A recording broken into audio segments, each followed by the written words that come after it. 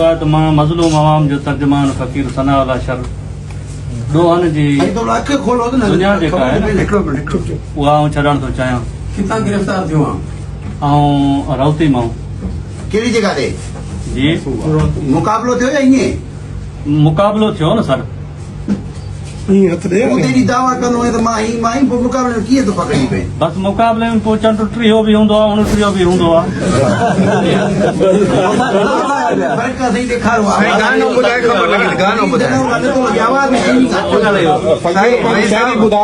त मां ॾोहनि जी ज़िंदगी छॾे करे आज़ादी वारी ज़िंदगी शराफ़त वारी ज़िंदगी गुज़ारण थो चाहियां।